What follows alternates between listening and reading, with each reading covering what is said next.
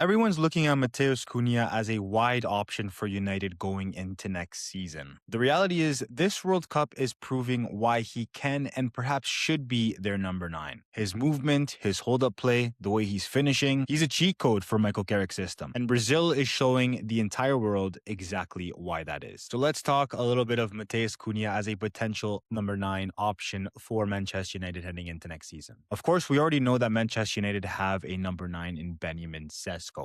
But there have been reports that Manchester United are looking to add an experienced number 9 to take a little bit of the burden off of Sesko's shoulders. Now, I have felt this way for a long time, and we have made a bunch of videos on why Cunha is such a versatile and important player for Manchester United.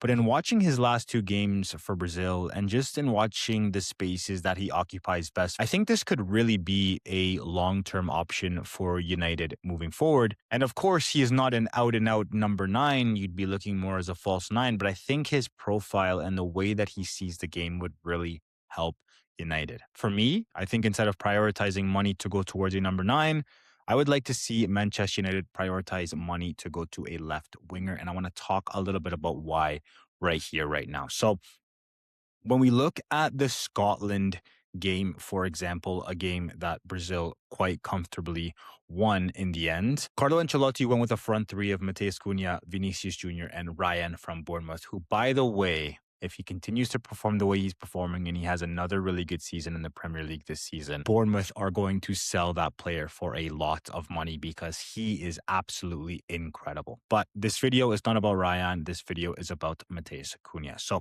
I want to talk a little bit about what it could look like for Manchester United, but just using the Brazil game to give some context in terms of the way it might look. So the thing with Cunha that makes it so difficult for the opposing team when they're marking him, having him play as a number 9, is the fluidity of his movements.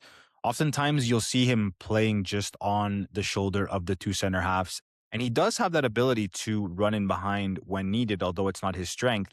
But what he's so good at doing is dropping into these little pockets of space between the midfield and the back 4 or the back 5 and getting players to run off of him into the 18-yard box. When you look at a Manchester United's point of view, let's say you go with Cunha in the 9 and then you have Mbeumo here, forcing the center halves to stay connected to Cunha can often drag them out into the space where a wide player can then make a late arriving box run. And I think with the fluidity that we saw under Michael Carrick in his interim spell, obviously now going into the full season, that could be a consistent pattern of play that we see in the attacking phases that could generate some attacking opportunities for Manchester United. What I also love about Matheus Cunha, and in my opinion, his most valuable trait or asset as a footballer, is how well he connects in the tight spaces and how good he is at bringing his teammates into the game. So when you look at it from a Manchester United's point of view, let's say Paqueta is Bruno Fernandes because he is their more attacking midfielder. Let's say Bruno Guimarães is a Kobe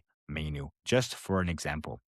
What Cunha does so well is he brings these players into the game. So you're always going to have triangles in these tight spaces. And with the quality that Bruno, Kobe, and Cunha have, the ability to play these quick, intricate passes in a diamond in midfield and then get the ball out wide for your 1v1 situations, I think those profiles really suit each other. Now, I'm not saying he's going to be your number 9 week in and week out because you have Champions League football, you have Premier League football, of course, you have the Carabao Cup and you have the FA Cup. So there are going to be games where, of course, I'm going to want to see Sesko start, especially depending on the opposition. But Cunha has shown 3 games and 2 starts for Brazil. I think he really thrives in the central areas. And with all of the transfer talk surrounding Manchester United right now, I think that money would be better well spent on a real 1v1 specialist in the wide areas.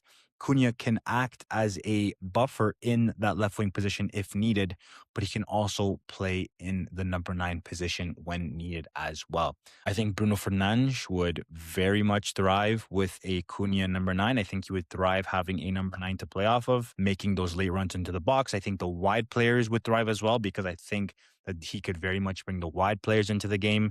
Kobe would thrive because we know how well he is in those advanced areas as well. And for all intents and purposes, it's just really a profile that can kind of play anywhere in the front 3. But I think his skill sets most suit a number nine, a false nine type of profile who can drift out wide when and if needed. So this World Cup has given a lot of storylines. It has been nice watching the United players at the World Cup. Of course, Cunha is having a good tournament so far. Fernandes didn't have the best game against Congo, but performed pretty well, in my opinion, against Uzbekistan. Lisandro Martinez is playing extremely well for Argentina as well. Ahmad obviously got that key goal late against Ecuador to win it in the first game of the tournament for Cote d'Ivoire. So there are a lot of positives surrounding Manchester United players so far in this World Cup, and I hope it can only continue. But from what I've seen from Matheus Cunha in this tournament, I think that this is really a player that they should at least think of trying in that number 9 position, tinker with it a little bit. I think he gives you something different that Manchester United do not have in the number 9 position. Of course, Sesko is the more traditional number 9, the fox in the box.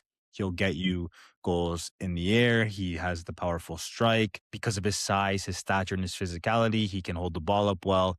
But in those games where you're facing perhaps maybe a deep block and you need those little intricate passes to unlock a defense, I think Matheus Cunha is really showing under Carlo Ancelotti in this Brazil system that he has something that he could really provide Manchester United going into next season, especially with the amount of football that they're going to play. But just wanted to make a quick video on why I think Matheus Cunha should at least be an idea for Michael Carrick and his staff going into next season at the number 9 position. But I want to hear from you in the comments down below. Do you think the right idea is to go after a number 9, a more experienced number 9 to play alongside Sesko? Or do you think Manchester United should look to move Cunha into that false 9, number 9 position and spend that money on a left winger? Let me know in the comments down below, because that is it for this one. Leave a like if you liked the video, subscribe if you really liked it, and hit the bell notification so you never miss an upload. I really appreciate it, and I'll chat to y'all again very soon. Until next time, peace.